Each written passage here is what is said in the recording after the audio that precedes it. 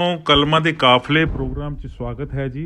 MP Singh ਵੱਲੋਂ ਦੁਨੀਆ ਭਰ 'ਚ ਪ੍ਰੋਗਰਾਮ ਦਾ ਭਰਪੂਰ ਆਨੰਦ ਮਾਣ ਰਹੇ ਸਾਡੇ ਸਰੋਤਿਆਂ ਅਤੇ ਇਸੇ ਪ੍ਰੋਗਰਾਮ ਨੂੰ ਫੇਸਬੁੱਕ ਅਤੇ YouTube ਤੋਂ ਵੇਖ ਰਹੇ ਸਾਡੇ ਦਰਸ਼ਕਾਂ ਨੂੰ ਸਤਿਕਾਰ ਸਹਿਤ ਸਤਿ ਸ਼੍ਰੀ ਅਕਾਲ। ਕਲਮਾਂ ਦੇ ਕਾਫਲੇ ਪ੍ਰੋਗਰਾਮ ਵਿੱਚ ਅਸੀਂ ਹਮੇਸ਼ਾ ਵਾਂਗ ਸਾਡੇ ਸਾਹਿਤਕਾਰਾਂ, ਕਲਮਕਾਰਾਂ ਅਤੇ ਕਲਾਕਾਰਾਂ ਨਾਲ ਇੱਕ ਨਿਵੇਕਲੀ ਜੀ ਮੁਲਾਕਾਤ ਕਰਦੇ ਹਾਂ। ਉਹਨਾਂ ਨਾਲ ਖੁੱਲ੍ਹੀਆਂ ਡੁੱਲੀਆਂ ਗੱਲਾਂ ਕਰਦੇ ਹਾਂ। ਆਪਣੇ ਮਹਿਮਾਨਾਂ ਦੀਆਂ ਬੇਸ਼ਕੀਮਤੀ ਕਿਰਤਾਂ ਉੱਪਰ ਹਮੇਸ਼ਾ ਵਿਚਾਰ ਚਰਚਾ ਕਰਦੇ ਹਾਂ। ਸਾਡੇ ਅੱਜ ਦੇ ਇਸ ਪ੍ਰੋਗਰਾਮ ਦੇ ਵਿਸ਼ੇਸ਼ ਮਹਿਮਾਨ ਹਨ ਸਤਵੀਰ ਰਾਜੇਆਣਾ ਜੀ। ਇਸ ਤੋਂ ਪਹਿਲਾਂ ਕਿ ਮੈਂ ਉਹਨਾਂ ਨੂੰ ਲਾਈਨ 'ਤੇ ਲੈ ਕੇ ਉਹਨਾਂ ਨਾਲ ਗੱਲਬਾਤ ਦਾ ਸਿਲਸਿਲਾ ਸ਼ੁਰੂ ਕਰਾਂ, ਮੈਂ ਸਤਵੀਰ ਰਾਜੇਆਣਾ ਬਾਰੇ ਕੁਛ ਗੱਲਾਂ ਆਪਣੇ ਸਰੋਤਿਆਂ ਨਾਲ ਔਰ ਦਰਸ਼ਕਾਂ ਦੇ ਨਾਲ ਸਾਂਝੀਆਂ ਕਰਨੀਆਂ ਚਾਹੁੰਦਾ। ਮੈਂ ਕਿਤੇ ਪੜ੍ਹਿਆ ਸੀ, ਗੁਲਜ਼ਾਰ ਸਾਹਿਬ ਨੇ ਇੱਕ ਗਜ਼ਲ ਦਾ ਸ਼ੇਰ ਲਿਖਿਆ ਹੈ, ਸਭ ਕੋ ਮਾਲੂਮ ਹੈ ਬਾਹਰ ਕੀ ਹਵਾ ਹੈ ਕਾਤਿਲ, ਸਭ ਕੋ ਮਾਲੂਮ ਹੈ ਬਾਹਰ ਕੀ ਹਵਾ ਹੈ ਕਾਤਿਲ, यूं ही ਕਾਤਿਲ ਸੇ ਉਲਝਣੇ ਕੀ ਜ਼ਰੂਰਤ ਕਿਆ ਹੈ। ਮੈਨੂੰ ਨਹੀਂ ਪਤਾ ਕਿਸ ਸੰਦਰਭ ਵਿੱਚ ਉਹਨਾਂ ਨੇ ਇਹ ਗਜ਼ਲ ਲਿਖੀ ਔਰ ਇਹ ਸ਼ੇਰ ਗਜ਼ਲ ਦਾ ਜਿਹੜਾ ਮੈਂ ਤੁਹਾਨੂੰ ਸੁਣਾਇਆ, ਪਰ ਸਤਵੀਰ ਰਾਜੇਆਣਾ ਨੇ ਇੱਕ ਲਿਖੀ ਹੈ ਗੱਲ, ਮੈਂ ਕੋਸ਼ਿਸ਼ ਕੀਤੀ ਹੈ ਹਰ ਉਹ ਸੋਚ ਦੀ ਆਵਾਜ਼ ਬਣਨ ਦੀ ਜੋ ਆਪਣੇ ਹੱਕਾਂ ਲਈ ਜੂਝ ਰਹੀ ਹੈ, ਲੜ ਰਹੀ ਹੈ। ਸਿਜਦਾ ਹੈ, ਸਲਾਮ ਹੈ ਉਹਨਾਂ ਰੂਹਾਂ ਨੂੰ ਜੋ ਧੌਣਾ ਸਿੱਧੀਆਂ ਰੱਖਣ ਦਾ ਮੁੱਲ ਤਾਰ ਰਹੀਆਂ ਹਨ। ਜ਼ਮੀਨ ਅਸਮਾਨ ਦਾ ਫਰਕ ਹੈ ਸਤਵੀਰ ਰਾਜੇਆਣਾ ਔਰ ਗੁਲਜ਼ਾਰ ਸਾਹਿਬ ਦੀ ਗਜ਼ਲ ਦੇ ਮਤਲਬ ਦਾ। ਕੀ ਫਰਕ ਹੈ, ਇਹੋ ਜਿਹੇ ਵਿਚਾਰ ਮਨ ਵਿੱਚ ਕਿਵੇਂ ਆਉਂਦੇ ਨੇ, ਇਹ ਕੋਈ ਛੋਟੀ ਗੱਲ ਨਹੀਂ ਹੈ ਅਤੇ ਨਾ ਹੀ ਥੋੜ੍ਹੇ ਦਿਨਾਂ ਦੀ, ਕੁਝ ਪਲਾਂ ਦੀ ਗੱਲ ਹੈ। ਇਸ ਵਾਸਤੇ ਬਹੁਤ ਵੱਡੀ ਘਾਲਣਾ ਘਾਲਣੀ ਪੈਂਦੀ ਹੈ, ਬਹੁਤ ਵੱਡੇ ਤਰੱਦਦ ਕਰਨੇ ਪੈਂਦੇ ਆ, ਬਹੁਤ ਸਖਤ ਮਿਹਨਤ ਕਰਨੀ ਪੈਂਦੀ ਹੈ ਔਰ ਸਭ ਤੋਂ ਵੱਧ ਜ਼ਿੰਦਗੀ ਦੇ ਅਹਿਮ ਪਲ, ਤੁਹਾਨੂੰ ਇਸ ਜ਼ਿੰਦਗੀ ਦੇ ਅਹਿਮ ਪਲ ਜਿਹੜੇ ਆ ਉਹ ਇਸ ਪਾਸੇ ਲਾਉਣੇ ਪੈਂਦੇ, ਗੁਜ਼ਾਰਨੇ ਪੈਂਦੇ। ਆਪਣੀ ਸੋਚ ਨੂੰ ਤਿੱਖਿਆਂ ਕਰਨ ਦੇ ਲਈ, ਆਪਣੀ ਸੋਚ ਨੂੰ ਲੋਕਾਂ ਦੇ ਹਾਣ ਦਾ ਬਣਾਉਣ ਦੇ ਲਈ ਬਹੁਤ ਕੁਛ ਕਰਨ ਦੀ ਲੋੜ ਹੈ। ਇਹਨਾਂ ਬਾਰੇ ਚਰਚਾ ਕਰਾਂਗੇ ਅਸੀਂ। ਸਾਡੇ ਅੱਜ ਦੇ ਮਹਿਮਾਨ ਸਤਵੀਰ ਰਾਜੇਆਣਾ ਜੀ। ਸਤਵੀਰ ਜੀ ਸਤਿ ਸ਼੍ਰੀ ਅਕਾਲ, ਜੀ ਆਇਆਂ ਨੂੰ। ਹਾਂਜੀ ਵੀਰ ਜੀ, ਸਭ ਤੋਂ ਪਹਿਲਾਂ ਤਾਂ ਮੇਰੇ ਵੱਲੋਂ ਯਾਨੀ ਕਿ ਸਤਵੀਰ ਰਾਜੇਆਣਾ ਵੱਲੋਂ ਵੌਇਸ ਆਫ ਇੰਡੀਆ ਸੁਣ ਰਹੇ ਸਾਰੇ ਸਰੋਤਿਆਂ ਨੂੰ ਨਿੱਘੀ ਤੇ ਪਿਆਰ ਭਰੀ ਸਤਿ ਸ੍ਰੀ ਅਕਾਲ। ਬਹੁਤ ਮਿਹਰਬਾਨੀ। ਨਾਲ ਹੀ ਮੈਂ ਸ਼ੁਕਰਗੁਜ਼ਾਰ ਹਾਂ ਵੀਰ ਜੀ MP ਸਿੰਘ ਜੀ ਦਾ, ਜਿਨ੍ਹਾਂ ਦੀ ਬਦੌਲਤ ਮੈਨੂੰ ਤੁਹਾਡੇ ਰੱਬ ਵਰਗੇ ਸਰੋਤਿਆਂ ਦੇ ਸਨਮੁਖ ਹੋਣ ਦਾ ਤੇ ਇੱਕ ਸੋਹਣਾ ਜਿਹਾ ਰਾਬਤਾ ਕਾਇਮ ਕਰਨ ਦਾ ਇੱਕ ਸੁਨਹਿਰੀ ਮੌਕਾ ਮਿਲਿਆ। ਸਤਵੀਰ ਜੀ, ਮੇਰਾ ਸਵਾਲ ਪਹਿਲਾਂ ਸ਼ੁਰੂ ਤੋਂ ਹੀ ਇਹ ਹੈ ਕਿ ਸਤਵੀਰ ਬੋਪਾ ਰਾਏ ਤੇ ਸਤਵੀਰ ਰਾਜੇਆਣਾ 'ਚ ਕੀ ਫਰਕ ਹੈ? ਸਤਵੀਰ, ਸਭ ਤੋਂ ਪਹਿਲਾਂ ਤਾਂ ਮੈਂ ਸਤਵੀਰ ਹਾਂ, ਫਿਰ ਉਸ ਤੋਂ ਬਾਅਦ ਵਿੱਚ ਜਦੋਂ ਮੈਂ ਸਤਵੀਰ ਹੋਈ ਫਿਰ ਮੇਰੇ ਨਾਂ ਦੇ ਨਾਲ ਰਾਜੇਆਣਾ ਲੱਗਿਆ, ਕਿਉਂਕਿ ਮੇਰਾ ਪਿੰਡ ਰਾਜੇਆਣਾ। ਇਹ ਉਹੀ ਰਾਜੇਆਣਾ ਜੀ ਜਿੱਥੋਂ ਦੇ ਬਹੁਤ ਵੱਡੇ ਕਿਸਾਨ ਆਗੂ ਹੋਏ? ਕਿਸਾਨ ਆਗੂ ਇੱਕ ਤਾਂ ਹੈਗੇ ਆ ਸਾਧੂ ਸਿੰਘ MLA। ਅੱਛਾ ਜੀ। ਹਾਂਜੀ, ਉਹ ਵੀ ਮਤਲਬ ਕਿ ਕਾਫੀ ਵੱਡੇ ਆਗੂ ਰਹੇ ਆ। ਰਹੇ ਸੀ, ਯਾਨੀ ਕਿ ਹੁਣ ਤਾਂ ਉਹਨਾਂ ਦੀ ਡੈਥ ਹੋ ਗਈ। ਠੀਕ ਹੈ। ਤੇ ਜ਼ਿਲ੍ਹਾ ਆਪਣਾ ਡਿਸਟ੍ਰਿਕਟ ਮੋਗਾ ਦਾ ਪਿੰਡ ਹੈ ਇਹ। ਹਾਂਜੀ, ਰਾਜੇਆਣਾ ਪਤਾ ਜੀ। ਹਾਂਜੀ, ਠੀਕ ਹੈ ਜੀ। ਤੇ ਸਤਵੀਰ ਬੋਪਾ ਰਾਏ, ਫਿਰ ਮੈਨੂੰ ਲੱਗਦਾ ਕਿ ਮਤਲਬ ਕਿ ਮੈਂ ਸਤਵੀਰ ਸੀ, ਉਸ ਤੋਂ ਬਾਅਦ ਮੇਰੇ ਨਾਲ ਮੇਰਾ ਪਿੰਡ ਲੱਗਿਆ ਰਾਜੇਆਣਾ। ਫਿਰ ਮੇਰੇ ਪੇਰੈਂਟਸ ਦਾ ਜਿਹੜਾ ਸਰਨੇਮ ਸੀ ਸਤਵੀਰ ਬਰਾੜ, ਉਹ ਲੱਗਿਆ। ਫਿਰ ਮੈਰਿਜ ਤੋਂ ਬਾਅਦ ਮੇਰੇ ਨਾਮ ਦੇ ਨਾਲ ਬੋਪਾ ਰਾਏ ਲੱਗ ਗਿਆ। ਸਤਵੀਰ ਰਾਜੇਆਣਾ ਜਦੋਂ ਤੁਸੀਂ ਨਾਂ ਰੱਖਿਆ ਹੋਊਗਾ ਜਾਂ ਕਿਸੇ ਨੇ ਰੱਖਿਆ ਹੋਊਗਾ, ਮੈਨੂੰ ਲੱਗਦਾ ਕਿ ਤਦ ਤੋਂ ਹੀ ਤੁਸੀਂ ਲਿਖਣਾ ਸ਼ੁਰੂ ਕਰਤਾ ਤੇ ਲਿਖਿਆ ਵੀ ਤੁਸੀਂ ਕਵਿਤਾ ਵਿੱਚ। ਜਿਹੜੇ ਕਵੀ ਲੋਕ ਹੁੰਦੇ ਨੇ ਜੀ, ਉਹਨਾਂ ਦਾ ਮਨ ਬੜਾ ਕੋਮਲ ਹੁੰਦਾ ਤੇ ਉਹਨਾਂ ਦੇ ਮਨ ਦੇ ਵਿੱਚ ਵਲਵਲੇ ਹੁੰਦੇ ਹਮੇਸ਼ਾ ਹੀ ਕਿ ਉਹਨਾਂ ਦਾ ਨਾਂ ਜਿਹੜਾ ਵਾ ਉਹ ਲੋਕਾਂ ਨੂੰ ਟੁੰਬੇ, ਲੋਕਾਂ ਦੀ ਸੋਚ ਨੂੰ ਟੁੰਬੇ, ਉਹਨਾਂ ਦੀ ਸੋਚ ਵਿੱਚ ਕੁਝ ਹਲਚਲ ਪੈਦਾ ਕਰੇ। ਸ਼ਾਇਦ ਤੁਸੀਂ ਲਿਖਣਾ ਜਦੋਂ ਸ਼ੁਰੂ ਕੀਤਾ ਉਦੋਂ ਤੁਸੀਂ ਸੋਚਿਆ ਕਿ ਪਿੰਡ ਦਾ ਨਾਂ ਆਪਦੇ ਨਾਂ ਨਾਲ ਜੋੜਿਆ ਜਾਵੇ? ਹਾਂਜੀ, ਐਕਚੁਅਲੀ ਲਿਖਣਾ ਤਾਂ ਮੈਂ ਬਹੁਤ ਆ ਵੀ ਕਾਫੀ ਟਾਈਮ ਪਹਿਲਾਂ ਦਾ ਸ਼ੁਰੂ ਕੀਤਾ ਗਿਆ, ਜਦੋਂ ਕਿ ਮੇਰੇ ਨਾਂ ਦੇ ਨਾਲ ਬਰਾੜ ਲੱਗਿਆ ਹੋਇਆ ਸੀਗਾ। ਅੱਛਾ ਜੀ। ਹਾਂਜੀ, ਲਿਖਣਾ ਤਾਂ ਉਦੋਂ ਦਾ ਸ਼ੁਰੂ ਕੀਤਾ ਹੋਇਆ ਵਾ।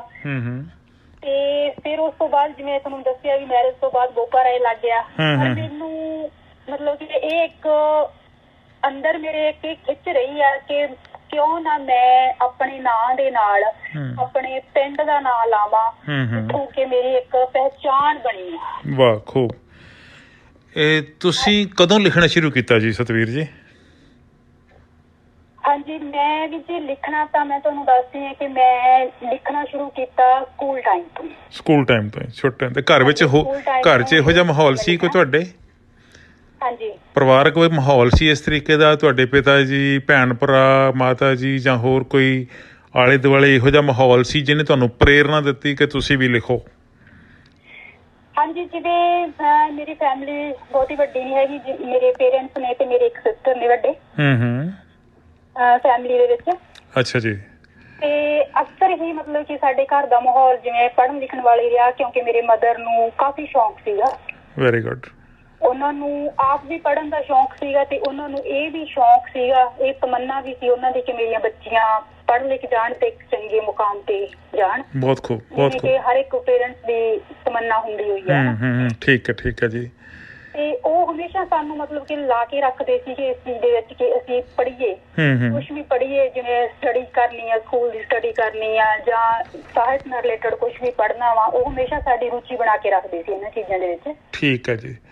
ਹਾਂਜੀ, ਪਰ ਇਹ ਦੇਖੋ, ਇੱਕ ਲਿਖਣਾ ਹੋਰ ਗੱਲ ਹੈ, ਇੱਕ ਚੰਗਾ ਲਿਖਣਾ ਹੋਰ ਗੱਲ ਹੈ। ਸਮਾਜ ਦੇ ਵਾਸਤੇ ਲਿਖਣਾ, ਸੱਭਿਆਚਾਰ ਵਾਸਤੇ ਲਿਖਣਾ, ਆਪਣੀ ਹੋਣੀ ਬਾਰੇ ਲਿਖਣਾ, ਔਰਤ ਬਾਰੇ ਲਿਖਣਾ, ਮਾਂ ਬਾਰੇ ਲਿਖਣਾ, ਇਹ ਇੱਕ ਬੜਾ ਨਿਵੇਕਲਾ ਕੰਮ ਹੁੰਦਾ। ਤੁਸੀਂ ਇਹ ਜਿਹੜੇ ਤੁਹਾਡੇ ਕਵਿਤਾ ਦੇ ਇੱਕ ਪਹਿਰਾ ਮੈਂ ਸ਼ੁਰੂ ਵਿੱਚ ਹੀ ਤੁਹਾਡੀ ਇੰਟਰੋਡਕਸ਼ਨ ਦਿੰਦਿਆਂ ਬੋਲਿਆ ਕਿ ਹਰ ਉਹ ਸੋਚ ਦੀ ਆਵਾਜ਼ ਬਣਨ ਦੀ ਜੋ ਆਪਣੇ ਹੱਕਾਂ ਲਈ ਜੂਝ ਰਹੀ ਹੈ, ਲੜ ਰਹੀ ਹੈ, ਸਿਜਦਾ ਹੈ, ਸਲਾਮ ਹੈ ਉਹਨਾਂ ਰੂਹਾਂ ਨੂੰ। ਇਹ ਆਖਰੀ ਲਫ਼ਜ਼ ਨੇ ਮੈਨੂੰ ਬਹੁਤ ਝੰਜੋੜਿਆ ਜੀ, ਜੋ ਤੁਸੀਂ ਲਿਖਿਆ, ਜੋ ਧੌਣਾ ਸਿੱਧੀਆਂ ਰੱਖਣ ਦਾ ਮੁੱਲ ਉਤਾਰ ਰਹੀਆਂ ਹਨ। ਮੈਨੂੰ ਨਹੀਂ ਲੱਗਦਾ ਕਿ ਆਮ ਕੋਈ ਕਵਿੱਤਰੀ, ਆਮ ਕੋਈ ਕਵੀ ਇਹ ਰਚਨਾ ਲਿਖਦੀ ਹੈ। ਜ਼ਰੂਰ ਉਹਦੇ ਮਨ ਵਿੱਚ ਕੋਈ ਵੱਡੀ ਸਮਾਜਿਕ ਤਬਦੀਲੀ ਦੀ ਗੱਲ ਹੈ ਕਿਤੇ ਨਾ ਕਿਤੇ, ਜਦੋਂ ਉਹਨਾਂ ਦੀ ਕਲਮ ਨੇ ਇਹੋ ਜਿਹੇ ਸ਼ਬਦ ਉਕਰਿਆ। ਕੀ ਤੁਹਾਨੂੰ ਕਿਹੜਾ ਲੋਕਾਂ ਨੇ ਪ੍ਰਭਾਵਿਤ ਕੀਤਾ ਹੋਰ ਕਿ ਤੁਸੀਂ ਇਹੋ ਜਿਹੀਆਂ ਗੱਲਾਂ ਲਿਖਣ ਵੱਲ ਆ ਗਏ? ਜਿਵੇਂ ਵਿੱਚ ਦੇਖੋ ਕਿ ਹਰ ਇੱਕ ਜੋ ਵੀ ਕਵੀ ਆ, ਸ਼ਾਇਰ ਆ, ਕਹਾਣੀਆਂ ਲਿਖਦੇ ਨੇ, ਹਨਾ, ਕਹਾਣੀਕਾਰ ਨੇ, ਹਾਂਜੀ, ਹਰ ਇੱਕ ਨੂੰ ਕੋਈ ਨਾ ਕੋਈ ਵਿਸ਼ਾ ਜਿਹੜਾ ਉਹ ਟੁੰਬਦਾ ਜ਼ਰੂਰ ਹੁੰਦਾ ਵਾ। ਠੀਕ ਹੈ। ਆਪਣੇ ਸਮਾਜ ਦੇ ਵਿੱਚ ਕੁਝ ਵਾਪਰਦਾ ਵਾ, ਅਸੀਂ ਉਹ ਦੇਖਦੇ ਆ। ਹਾਂਜੀ। ਅਸੀਂ ਕਾਇਨਾਤ ਦੇ ਰੂਬਰੂ ਹੁੰਦੇ ਆ, ਤਾਂ ਉਹਦੇ ਵਿੱਚ ਵਿਚਰਦੇ ਆ, ਉਹਦੇ ਨਾਲ ਸਾਡੀ ਸਾਂਝ ਬਣਦੀ ਆ, ਉਹਦੇ ਵਿੱਚੋਂ ਕੁਝ ਸਾਡੇ ਮਨ ਨੂੰ ਟੁੰਬਦਾ ਵਾ। ਚੰਗਾ ਲੱਗਦਾ, ਕੁਝ ਬੁਰਾ ਲੱਗਦਾ, ਸਾਡੇ ਮਨ ਤੇ ਉਹਨਾਂ ਚੀਜ਼ਾਂ ਦੀ ਇੱਕ ਛਾਪ ਛੱਡੀ ਜਾਂਦੀ ਹੈ। ਬਿਲਕੁਲ। ਤਾਂ ਅਕਸਰ ਹੀ ਜੋ ਕੁਝ ਵੀ ਆਪਾਂ ਲਿਖਦੇ ਹੈਗੇ ਆ, ਉਹ ਸਾਡੇ ਸਾਹਮਣੇ ਵਾਪਰਿਆ ਹੀ ਹੁੰਦਾ ਹੈਗਾ ਵਾ, ਉਹ ਸਾਡੇ ਜ਼ਿਹਨ 'ਚ ਬੈਠ ਜਾਂਦਾ ਵਾ। ਅਸੀਂ ਉਹਨੂੰ ਮਤਲਬ ਕਿ ਫਿਰ ਇਹ ਕੋਸ਼ਿਸ਼ ਹੋ ਜਾਂਦੀ ਆ, ਜਾਂ ਕਹਿ ਲਓ ਕਿ ਇੱਕ ਮਨ ਦੀ ਸਥਿਤੀ ਬਣ ਜਾਂਦੀ ਆ ਕਿ ਅਸੀਂ ਉਹਨੂੰ ਕਲਮਬੱਧ ਕਰਨ ਦੇ ਲਈ ਉਤਾਵਲੇ ਹੋ ਜਾਂਦੇ ਹਾਂ। ਤੁਸੀਂ ਇੱਕ ਜੋ ਕੁਝ ਵੀ ਜਿਵੇਂ ਸਾਹਮਣੇ ਵਾਪਰਿਆ, ਮੈਂ ਅਕਸਰ ਹੀ ਉਹੀ ਲਿਖਿਆ ਵਾ, ਉਹੀ ਕੁਝ ਲਿਖਿਆ। ਹਾਂਜੀ, ਤੁਸੀਂ ਇੱਕ ਜਗ੍ਹਾ ਲਿਖਦੇ ਪਏ ਹੋ ਜੀ, ਢਹਿ ਢੇਰੀ ਹੋਏ ਢਾਰੇ ਦੀ ਮੁੜ ਨਵਾਂ ਆਕਾਰ ਵੀ ਲੈ ਲੈਣਗੇ, ਜੋ ਧੁਖਦੇ ਨੇ ਉਹ ਬਲ ਜਾਣਗੇ, ਮੁੜ ਰਾਹ ਸਿਵਿਆਂ ਦਾ ਮੱਲ ਲੈਣਗੇ। ਇਹੋ ਜਿਹੀ ਕਵਿਤਾ ਜਿਹੜੀ ਆ ਜੀ, ਇੱਕ ਮੈਂ ਪਹਿਲਾਂ ਵੀ ਜਿਵੇਂ ਗੱਲ ਕੀਤੀ, ਇੱਕ ਸਧਾਰਨ ਵਿਅਕਤੀ ਦੀ, ਸਧਾਰਨ ਕਵਿੱਤਰੀ ਦੀ ਕਵਿਤਾ ਨਹੀਂ ਹੈ। ਤੁਹਾਡੇ ਜਿਹੜੀ ਸ਼ਬਦ ਤੁਸੀਂ ਲਿਖਦੇ ਹੋ, ਮੈਂ ਉਹਨਾਂ ਨੂੰ ਉਦਾਸੀ ਵਾਲੇ ਸ਼ਬਦ ਨਹੀਂ ਕਹਿੰਦਾ, ਸਗੋਂ ਇੱਕ ਵੰਗਾਰ ਵਾਲੇ ਸ਼ਬਦ ਕਹਿਣਾ। ਤੁਸੀਂ ਉਹਨਾਂ ਲੋਕਾਂ ਦੇ ਲਈ ਵੰਗਾਰ ਹੋ ਜਿਹੜੇ ਸਮਾਜਿਕ ਕੁਰੀਤੀਆਂ ਲਈ ਜ਼ਿੰਮੇਵਾਰ ਹੈ। ਜੀ ਬਿਲਕੁਲ ਜੀ। ਠੀਕ ਹੈ ਜੀ। ਤੁਸੀਂ ਕੋਸ਼ਿਸ਼ ਕਰਦੇ ਹੋ ਆਪਦੀ ਗੱਲ ਰਾਹੀਂ, ਆਪਦੀ ਕਵਿਤਾ ਦੇ ਰਾਹੀਂ ਉਹਨਾਂ ਸਮਾਜਿਕ ਕੁਰੀਤੀਆਂ ਕਰਨ ਵਾਲਿਆਂ ਨੂੰ ਵੰਗਾਰਦੇ ਹੋ, ਚੁਣੌਤੀ ਦਿੰਦੇ ਹੋ ਤੇ ਇੱਕ ਨਵਾਂ ਸਮਾਜ ਸਿਰਜਣ ਦੀ ਕੋਸ਼ਿਸ਼ ਕਰਦੇ ਹੋ। ਬਿਲਕੁਲ ਜੀ, ਬਿਲਕੁਲ। ਠੀਕ ਹੈ ਜੀ। ਤੁਸੀਂ ਇੱਕ ਜਗ੍ਹਾ ਲਿਖਦੇ ਸੀ, ਰਾਹਾਂ ਦੇ ਬਦਲਣ ਨਾਲ ਮੰਜ਼ਿਲਾਂ ਬਦਲ ਜਾਂਦੀਆਂ ਨੇ ਤੇ ਮੰਜ਼ਿਲਾਂ ਦੇ ਬਦਲਣ ਨਾਲ ਸਾਕ, ਸਾਥ, ਰਿਸ਼ਤੇ ਸਭ ਬਦਲ ਜਾਂਦੇ ਆ। ਬਦਲ ਜਾਂਦੇ ਨੇ। ਇਹ ਵੀ ਇੱਕ ਆਪਣੇ ਆਪ ਵਿੱਚ ਬੜੀ ਵੱਡੀ ਗੱਲ ਹੈ ਕਿ ਜਦੋਂ ਤੁਸੀਂ ਆਪਣੀ ਮੰਜ਼ਿਲ ਚੇਂਜ ਕਰਨ ਦੀ ਕੋਸ਼ਿਸ਼ ਕਰਦੇ ਹੋ, ਆਪਣਾ ਰਾਹ ਕੁਛ ਬਦਲਣ ਦੀ ਕੋਸ਼ਿਸ਼ ਕਰਦੇ ਹੋ, ਤੇ ਕੁਝ ਲੋਕਾਂ ਨੂੰ ਇਹ ਗੱਲਾਂ ਪਸੰਦ ਹੀ ਨਹੀਂ ਆਉਂਦੀਆਂ। ਬਿਲਕੁਲ ਜੀ। ਠੀਕ ਹੈ ਜੀ। ਆਪਾਂ ਅਕਸਰ ਇਹ ਦੇਖਦੇ ਹਾਂ ਸਮਾਜ ਦੇ ਵਿੱਚ, ਜੇ ਆਪਾਂ ਕਹਿ ਲਈਏ ਤਾਂ ਇਹ ਅੱਤ ਕਥਨ ਨਹੀਂ ਹੈਗੀ ਕਿ ਹਮੇਸ਼ਾ ਹੀ ਇਹ ਚੀਜ਼ਾਂ ਹਰ ਇੱਕ ਦੇ ਨਾਲ ਹੀ ਵਾਪਰਦੀਆਂ ਵਾ। ਬਿਲਕੁਲ। ਕਿਸੇ ਦੇ ਨਾਲ ਕੁਛ ਜ਼ਿਆਦਾ ਵਾਪਰ ਜਾਂਦਾ, ਕਿਸੇ ਦੇ ਨਾਲ ਕੁਛ ਘੱਟ ਵਾਪਰਦਾ, ਪਰ ਵਾਪਰਦਾ ਹਰ ਇੱਕ ਦੇ ਨਾਲ ਆ। ਠੀਕ ਹੈ ਜੀ। ਤੁਸੀਂ ਜਿਹੜੀ ਤੁਹਾਡੇ ਅੰਦਰ ਸਮਾਜਿਕ ਚੇਤਨਤਾ ਆਈ ਹੈ, ਇੱਕ ਜਾਗਰਤੀ ਆਈ ਹੈ, ਇੱਕ ਚਿਣਕ ਤੁਹਾਡੇ ਅੰਦਰ ਫੁੱਟੀ ਹੈ, ਜਿਸ ਚਿਣਕ ਨੇ ਤੁਹਾਨੂੰ ਲਿਖਣ ਵੱਲ ਪ੍ਰੇਰਨਾ ਦਿੱਤੀ ਆ, ਤੁਸੀਂ ਲਿਖਣਾ ਸ਼ੁਰੂ ਕੀਤਾ। ਇਹ ਚਿਣਕ ਲਾਉਣ ਦੇ ਵਿੱਚ ਤੁਸੀਂ ਦੱਸਦੇ ਪਏ ਹੋ ਕਿ ਪਰਿਵਾਰਕ ਤੇ ਤੁਹਾਡਾ ਮਾਹੌਲ ਇਸ ਤਰੀਕੇ ਦਾ ਸੀਗਾ ਕਿ ਉੱਥੇ ਪੜ੍ਹਨ ਦਾ, ਲਿਖਣ ਦਾ ਤੁਹਾਨੂੰ ਮੌਕਾ ਮਿਲਿਆ, ਤੇ ਤੁਹਾਡਾ ਆਲਾ ਦੁਆਲਾ ਜੋ ਤੁਸੀਂ ਵੇਖਿਆ ਉਹਨਾਂ ਨੂੰ ਤੁਸੀਂ ਆਪਣੇ ਸ਼ਬਦਾਂ ਦੇ ਵਿੱਚ ਪਰੋਣ ਦੀ ਕੋਸ਼ਿਸ਼ ਕੀਤੀ। ਕਿਸੇ ਖਾਸ ਕਵੀ ਦਾ ਨਾਂ ਲਓਗੇ ਜਿਹਨੇ ਤੁਹਾਨੂੰ ਇਸ ਖੂਬਸੂਰਤ ਰਸਤੇ ਉੱਤੇ ਲੈ ਕੇ ਆਂਦਾ? ਹਾਂਜੀ, ਪਹਿਲਾਂ ਤਾਂ ਮੈਂ ਸਭ ਤੋਂ ਪਹਿਲਾਂ ਮੈਂ ਤੁਹਾਨੂੰ ਇੱਕ ਆਪਣੀ ਛੋਟੀ ਜਿਹੀ ਕਹਾਣੀ ਦੱਸਦੀ ਹੈਗੀ ਵੀ ਜਿੱਥੋਂ ਮੈਨੂੰ ਐਕਚੁਅਲੀ ਲਿਖਣ ਦਾ ਸ਼ੌਂਕ ਪਿਆ। ਠੀਕ ਹੈ ਜੀ।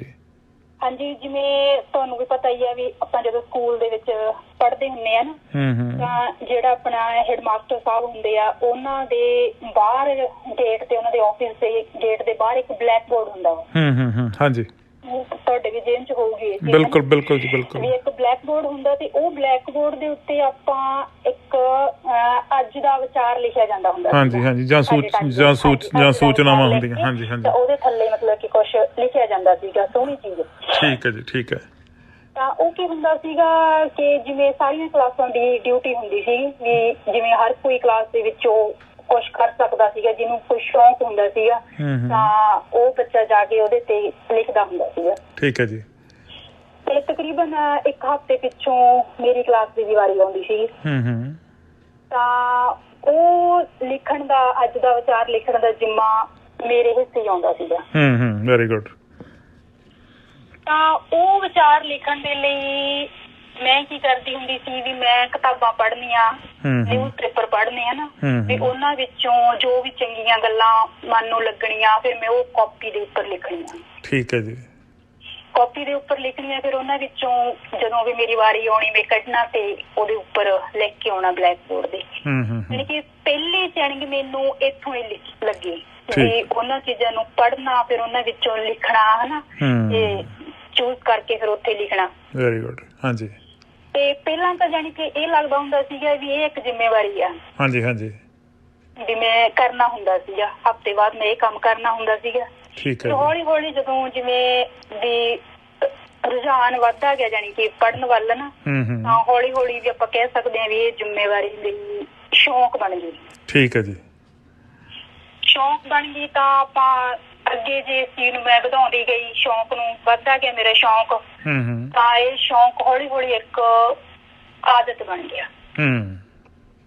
ਜਿਵੇਂ ਆਪਾਂ ਕਹਿ ਦਿੰਦੇ ਆ ਵੀ ਆਦਤ ਤਾਂ ਫਿਰ ਆਦਤ ਹੋ ਜਾਂਦੀ ਹੈ, ਉਹ ਛੱਡੀ ਨਹੀਂ ਜਾਂਦੀ ਹੈ ਨਾ। ਹਾਂਜੀ ਹਾਂਜੀ ਹਾਂਜੀ ਹਾਂਜੀ। ਤੇ ਸਭ ਤੋਂ ਪਹਿਲਾਂ ਤਾਂ ਮੈਂ ਤੁਹਾਨੂੰ ਇਹੀ ਕਹਿਣੀ ਆ ਵੀ ਮੈਨੂੰ ਜਿਹੜਾ ਸ਼ੌਂਕ ਪਿਆ ਉਹ ਸਕੂਲ ਟਾਈਮ ਤੋਂ, ਜਿਹੜਾ ਅੱਜ ਦਾ ਵਿਚਾਰ ਲਿਖਣ ਤੋਂ, ਉੱਥੋਂ ਹੀ ਪਿਆ। ਉੱਥੋਂ ਸ਼ੁਰੂ ਹੋਇਆ। ਹਾਂਜੀ ਹਾਂਜੀ, ਉੱਥੋਂ ਸ਼ੁਰੂ ਹੋਇਆ। ਫਿਰ ਹੌਲੀ ਹੌਲੀ ਮੇਰਾ ਇਹ ਸ਼ੌਂਕ ਜਿਵੇਂ ਵੱਧਦਾ ਗਿਆ, ਸ਼ੌਂਕ ਤੋਂ ਆਦਤ ਬਣ ਗਈ, ਤੇ ਹੁਣ ਉਹੀ ਗੱਲ ਵੀ ਸੁਭਾਅ ਬਣ ਗਿਆ ਇੱਕ, ਵੀ ਲਿਖਣਾ ਪੜ੍ਹਨਾ ਚੰਗਾ ਲੱਗਦਾ। ਬਿਲਕੁਲ।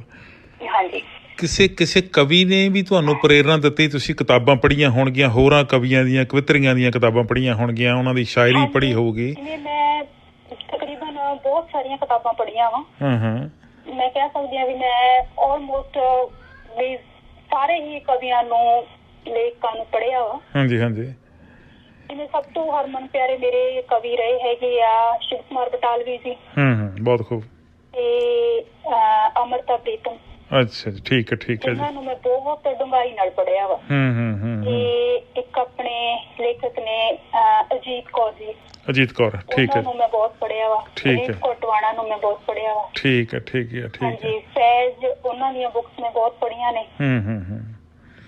ਇੱਕ ਤੁਸੀਂ ਦੱਸਿਓ ਜੀ, ਤੁਹਾਡੇ ਸ਼ਾਇਰੀ ਦੇ ਵਿੱਚ ਮੈਂ ਨੋਟਿਸ ਕਰ ਰਿਹਾ ਸੀਗਾ ਤੁਸੀਂ ਰੰਗਾਂ ਦੀ ਗੱਲ ਕਰਦੇ ਹੋ, ਰੀਝਾਂ ਦੀ ਗੱਲ ਕਰਦੇ ਹੋ, ਅੱਖਾਂ ਦੀ ਗੱਲ ਕਰਦੇ ਹੋ, ਪੌਣਾਂ ਦੀ ਗੱਲ ਕਰਦੇ ਹੋ, ਜ਼ਿੰਦਗੀ ਦੀ, ਸਕੂਨ ਦੀ, ਹਾਸੇ ਦੀ, ਅੰਬਰ ਦੀ, ਰਿਸ਼ਤਿਆਂ ਦੀ, ਸਾਕਾਂ ਦੀ ਗੱਲ ਕਰਦੇ ਹੋ।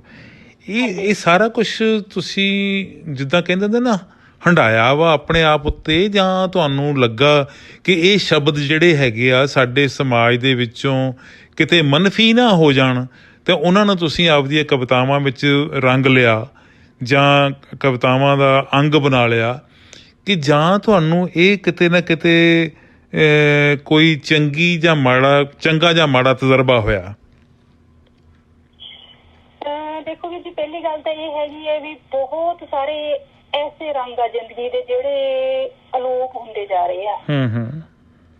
ਹਰ ਇੱਕ ਦੀ ਜ਼ਿੰਦਗੀ ਚੋਂ ਅਲੋਪ ਹੁੰਦੇ ਜਾ ਰਹੇ ਆ।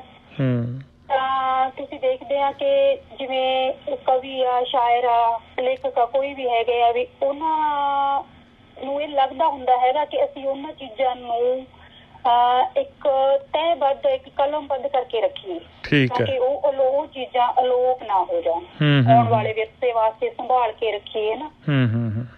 ਤੇ ਜਾਂ ਆਪਾਂ ਇਹ ਕਹਿ ਸਕਦੇ ਹੈਗੇ ਆ ਕਿ ਅਸੀਂ ਉਹ ਚੀਜ਼ਾਂ ਨੂੰ ਸਮਾਜ ਵਿੱਚ ਦੇਖਿਆ ਹੁੰਦਾ ਵਾ। ਬਿਲਕੁਲ, ਸਮਾਜ ਵਿੱਚ ਦੇਖਿਆ ਹੁੰਦਾ, ਸਾਡਾ ਦਿਲ ਕਰਦਾ ਹੈਗਾ ਕਿ ਉਹਨਾਂ ਨੂੰ ਅਸੀਂ ਇੱਕ ਆਕਾਰ ਦੇਈਏ। ਬਿਲਕੁਲ, ਬਹੁਤ ਖੂਬ। ਹਾਂਜੀ, ਉਹਨਾਂ ਚੀਜ਼ਾਂ ਨੂੰ, ਹਾਂਜੀ ਹਾਂਜੀ ਹਾਂਜੀ, ਉਹਨਾਂ ਨੂੰ ਸ਼ਬਦਾਂ ਦਾ ਜਾਮਾ ਪਹਿਨਾਇਆ ਤੁਸੀਂ, ਆਕਾਰ ਦੇਣ ਦੀ ਕੋਸ਼ਿਸ਼ ਕਰਦੇ ਆ। ਹਾਂਜੀ ਹਾਂਜੀ, ਤੁਸੀਂ ਲਿਖਦੇ ਹੋ ਜੀ, ਰਾਹਾਂ ਦਾ ਆਪਣਾ ਕੋਈ ਸਰਨਾਮਾ ਨਹੀਂ ਹੁੰਦਾ, ਇਹ ਸਿਰਫ ਅੱਗਾ ਪਿੱਛਾ ਹੀ ਦਰਸਾਉਂਦੇ ਨੇ। ਬੜੀ ਡੂੰਘੀ ਗੱਲ ਕਰਦੇ ਹੋ ਤੁਸੀਂ। ਮੈਂ ਚਾਹੂੰਗਾ ਕਿ ਮੈਂ ਤੁਹਾਡੀਆਂ ਕਵਿਤਾਵਾਂ ਵਿੱਚੋਂ ਕੁਛ ਟੂਕਾਂ ਜਿਹੀਆਂ ਸੁਣਾਈ ਜਾਂਦਾ। ਤੁਸੀਂ ਕੋਈ ਆਪਦੀ ਬਹੁਤ ਖੂਬਸੂਰਤ ਕਵਿਤਾ ਜਿਹੜੀ ਆ ਉਹ ਜ਼ਰੂਰ ਸਾਡੇ ਨਾਲ ਸਾਂਝੀ ਕਰੋ। ਤੇ ਇੱਕ ਤੁਸੀਂ ਕਵਿਤਾ ਰੀਸੈਂਟਲੀ ਲਿਖੀ ਹੈ, ਸਰਕਾਰਾਂ ਆਖਰੀਆਂ ਨੇ। ਇਹ ਮੇਰੀ ਕਵਿਤਾ ਮਨਪਸੰਦ ਹੈ ਤੇ ਤੁਸੀਂ ਇਹ ਵੀ ਜ਼ਰੂਰ ਸੁਣਾਉਣੀ ਹੈ ਤੇ ਇੱਕ ਆਪਦੀ ਪਸੰਦ ਦੀ ਜ਼ਰੂਰ ਸੁਣਾਉਣੀ। ਹਾਂਜੀ, ਇੱਕ ਤਾਂ ਮੈਂ ਤੁਹਾਨੂੰ ਜਿਹੜੀ ਕਵਿਤਾ ਸੁਣਾਉਣ ਲੱਗੀ ਆ, ਇਹਦਾ ਜਿਵੇਂ ਸਿਰਲੇਖ ਹੈਗਾ ਔਰਤ, ਤੁਸੀਂ ਸ਼ਾਇਦ ਪੜ੍ਹੀ ਵੀ ਹੋਊਗੀ ਪਹਿਲਾਂ, ਔਰਤ। ਨਹੀਂ, ਮੇਰੇ ਧਿਆਨ ਚ ਨਹੀਂ ਆਈ ਜੀ। ਹਾਂਜੀ, ਇਸ ਕਵਿਤਾ ਨੂੰ ਲਿਖਣ ਦਾ ਵੀ ਇੱਕ ਮਕਸਦ ਸੀਗਾ। ਹਾਂਜੀ, ਇਹਦੇ ਪਿੱਛੇ ਵੀ ਇੱਕ ਸਟੋਰੀ ਕਹਿ ਸਕਦੀ ਹਾਂ, ਕਹਾਣੀ ਇੱਕ ਪੂਰੀ। ਹਾਂਜੀ, ਕਹਾਣੀ ਹੈ ਇੱਕ ਪੂਰੀ। ਮੈਂ ਤੁਹਾਡੇ ਨਾਲ ਥੋੜੀ ਜਿਹੀ ਸ਼ੇਅਰ ਕਰਦੀ ਹਾਂ ਪਹਿਲਾਂ ਕਹਾਣੀ ਉਹ। ਹਾਂਜੀ, ਕਿਉਂਕਿ ਉਹ ਕਹਾਣੀ ਇੱਥੋਂ ਦੀ ਵੀ ਕਹਿ ਸਕਦੇ ਆ, ਵਿਨੀਪੈਗ ਦੀ। ਇੱਕ ਦਿਨ ਕੀ ਹੋਇਆ, ਮੈਂ ਫਿਊਲ ਪੰਪ ਤੇ ਗਈ। ਹਾਂਜੀ, ਗੈਸ ਸਟੇਸ਼ਨ ਤੇ, ਉੱਥੇ ਫਿਊਲ ਪਾਉਣਾ ਸੀ ਗੱਡੀ ਦੇ ਵਿੱਚ। ਹਾਂਜੀ, ਤਾਂ ਜਦੋਂ ਮੈਂ ਬਿਲਿੰਗ ਵਾਸਤੇ ਉੱਥੇ ਅੰਦਰ ਗਈ ਤਾਂ ਮੈਂ ਇੱਕ ਦੇਖਿਆ ਕਿ ਆਪਣੀ ਕਮਿਊਨਿਟੀ ਦੀ ਹੀ ਕੁੜੀ ਸੀ। ਅੱਛਾ ਜੀ, ਕਮਿਊਨਿਟੀ ਦੀ ਕੁੜੀ ਕੰਮ ਕਰਦੀ ਸੀ ਸ਼ਾਇਦ। ਠੀਕ ਹੈ ਜੀ। ਤਾਂ ਉਹ ਫੋਨ ਤੇ ਕਿਸੇ ਦੇ ਨਾਲ ਬਹਿਸ ਕਰ ਰਹੀ ਸੀ, ਕਾਫੀ ਜ਼ਿਆਦਾ ਬਹਿਸ ਕਰ ਰਹੀ ਸੀ ਤੇ ਰੋ ਰਹੀ ਸੀ। ਅੱਛਾ ਜੀ। ਮੈਂ ਉਹਨੂੰ ਦੇਖਿਆ, ਥੋੜਾ ਟਾਈਮ ਰੁਕ ਕੇ ਤਾਂ ਉਹੀ ਮਤਲਬ ਕਿ ਆਪਣਾ ਜਿੱਦਾਂ ਕਹਿ ਸਕਦੇ ਮਨੁੱਖੀ ਸੁਭਾਅ ਵੀ ਰਿਹਾ ਨਹੀਂ ਗਿਆ, ਹਨਾ। ਤਾਂ ਮੈਂ ਉਹਨੂੰ ਪਹਿਲਾਂ ਤਾਂ ਦੇਖਿਆ, ਫਿਰ ਮੈਂ ਉਹਨੂੰ ਇਨਸਾਨੀਅਤ ਦੇ ਨਾਤੇ ਮੈਂ ਉਹਨੂੰ ਪੁੱਛਿਆ, ਮੈਂ ਕਿਹਾ ਵੀ ਕਿੱਦਾਂ, ਤੁਸੀਂ ਠੀਕ ਆ, ਵੀ ਕੋਈ ਪ੍ਰੋਬਲਮ ਤਾਂ ਨਹੀਂ ਜਾਂ ਕੁਛ ਵੀ ਹੈ ਨਾ ਇਸ ਤਰ੍ਹਾਂ ਕਰਕੇ। ਤਾਂ ਉਹ ਤੁਸੀਂ ਸੋਚ ਸਕਦੇ ਆ ਕਿ ਮੈਂ ਵੀ ਉਹਦੇ ਲਈ ਅਜਨਬੀ ਸੀਗੀ, ਉਹ ਵੀ ਮੇਰੇ ਲਈ ਅਣਜਾਣ ਸੀ, ਹਨਾ, ਕਿਉਂਕਿ ਪਹਿਲਾਂ ਕਦੇ ਮਿਲੇ ਤਾਂ ਉਹ ਕੁੜੀ ਮਤਲਬ ਕਿ ਇੰਨੀ ਕੁ ਭਰੀ ਪਈ ਸੀਗੀ ਅੰਦਰੋਂ ਕਿ ਉਹਨੇ ਕੁਛ ਨੀ ਦੇਖਿਆ ਇਹ ਮੇਰੇ ਸਾਹਮਣੇ ਕੌਣ ਕੀ ਆ, ਹਨਾ। ਉਹਨੇ ਮੈਨੂੰ ਆਪਦੀ ਸਾਰੀ ਕਹਾਣੀ ਸੁਣਾਤੀ।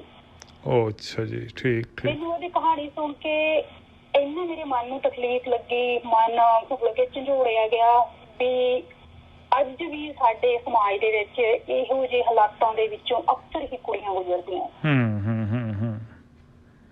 ਬਿਲਕੁਲ ਜੀ। ਉਹ ਇੰਨਾ ਮਨ ਭਰਿਆ ਸੀਗਾ। ਤਾਂ ਮੈਂ ਘਰ ਆਈ ਤਾਂ ਕਾਪੀ ਕਲਮ ਚੱਕੀ, ਹੈ ਨਾ। ਤਾਂ ਉਸ ਵਕਤ ਮੈਂ ਇਹ ਮਤਲਬ ਕਿ ਕਵਿਤਾ ਲਿਖੀ ਸੀ ਜਿਹੜੀ ਮੈਂ ਤੁਹਾਡੇ ਨਾਲ ਹੁਣ ਸਾਂਝੀ ਕਰਦੀ ਹਾਂ। ਬਿਲਕੁਲ, ਅਸੀਂ ਚਾਹਾਂਗੇ ਜੀ ਤੁਸੀਂ ਇਹ ਕਵਿਤਾ ਸਾਡੇ ਸਰੋਤਿਆਂ ਨੂੰ ਸਾਂਝੀ ਕਰੋ।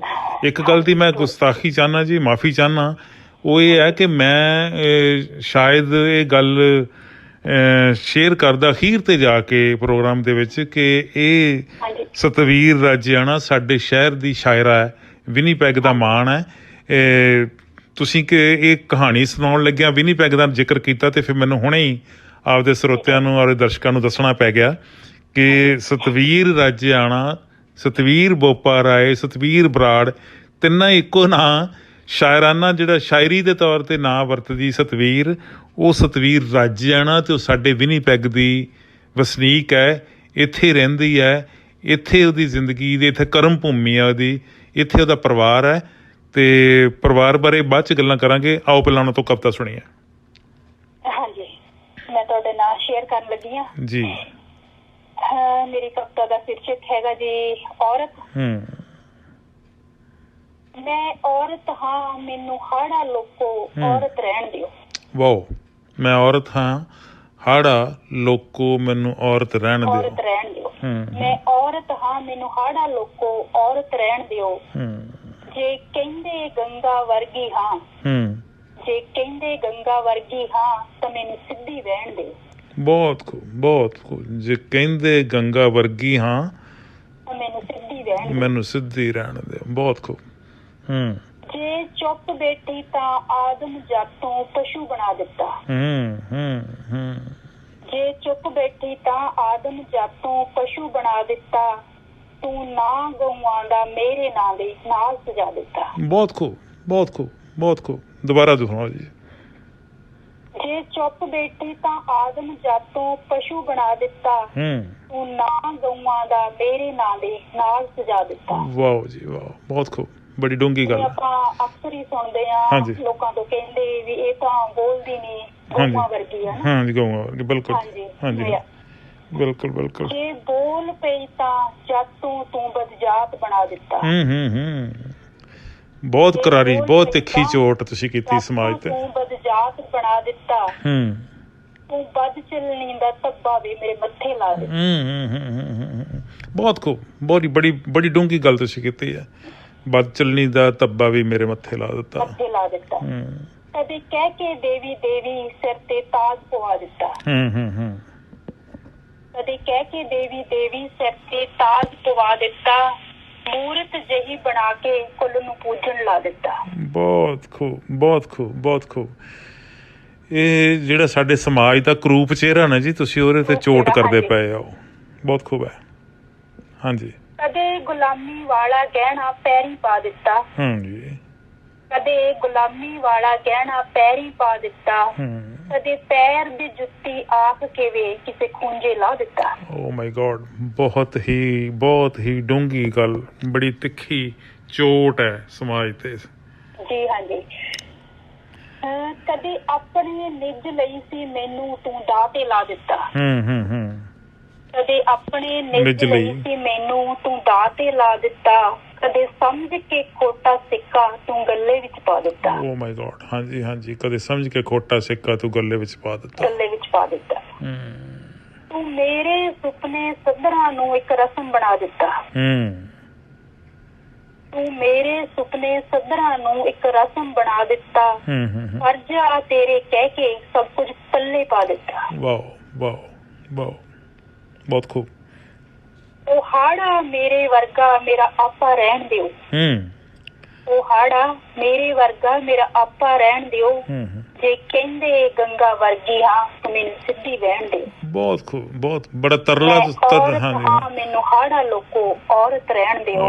ਮੈਂ ਔਰਤ ਹਾਂ, ਮੈਨੂੰ ਹਾੜਾ ਲੋਕੋ ਔਰਤ ਰਹਿਣ ਦਿਓ। ਬਹੁਤ ਖੂਬ, ਬਹੁਤ ਖੂਬ।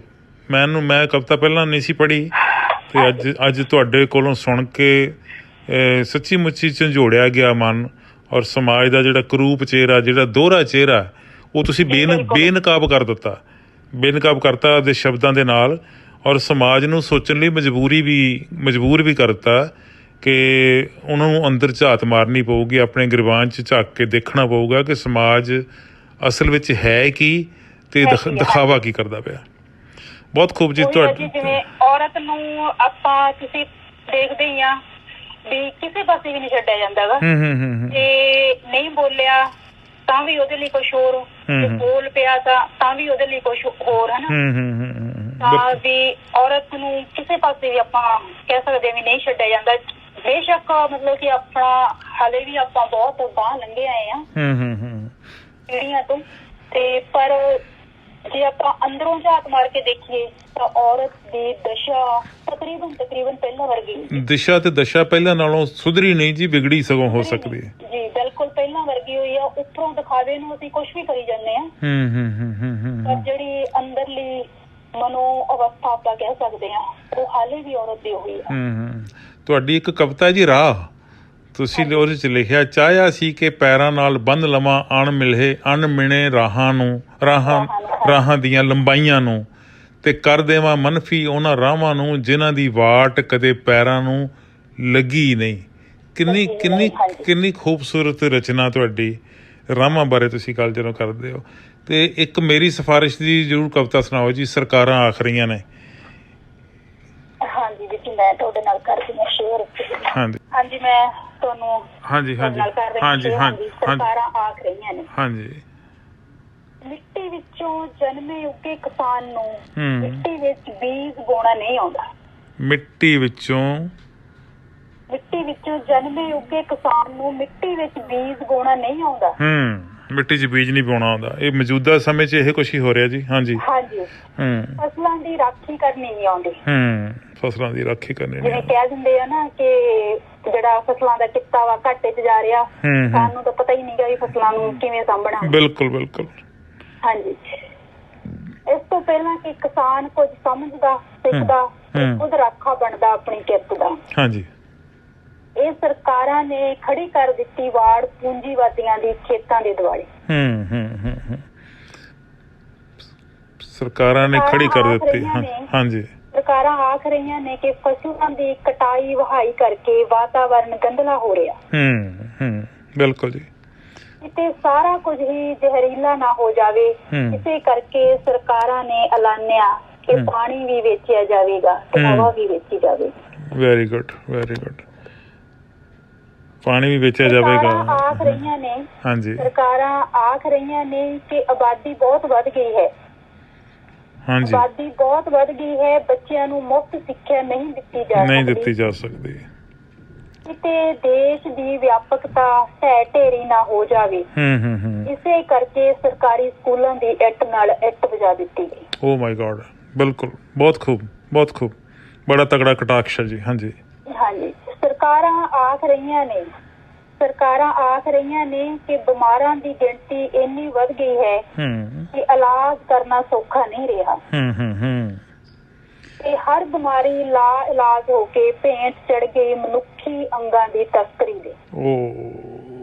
ਬਹੁਤ ਖੂਬ, ਕਿੰਨੀ ਸੱਚਾਈ ਹੈ। ਇਸੇ ਕਰਕੇ ਸਰਕਾਰ ਨੇ ਸਰਕਾਰੀ ਹਸਪਤਾਲਾਂ ਨੂੰ ਬੰਦ ਕਰਕੇ ਲਵਾਰਸ ਲਾਸ਼ਾਂ ਕੱਟਣ ਵੱਢਣ ਦੀ ਤੇ ਦੱਬਣ ਦੀ ਥਾਂ ਬਣਾ ਦਿੱਤਾ।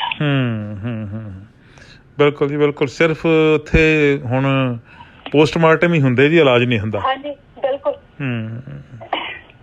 ਸਰਕਾਰਾਂ ਆਖ ਰਹੀਆਂ ਨੇ ਕਿ ਹਰ ਮੁਸਲਮਾਨ ਅੱਤਵਾਦੀ ਹੈ, ਹਰ ਸਿੱਖ ਖਾਲਿਸਤਾਨੀ ਹੈ, ਹਰ ਈਸਾਈ ਹਕੂਮਤੀ ਹੈ, ਹਰ ਹਿੰਦੂ ਬ੍ਰਾਹਮਣ ਹੈ। ਠੀਕ। ਇਸ ਤੋਂ ਪਹਿਲਾਂ ਕਿ ਅਸੀਂ ਲੋਕ ਇਸ ਨਾਅਰੇ ਨੂੰ ਬੁਲੰਦ ਕਰਦੇ,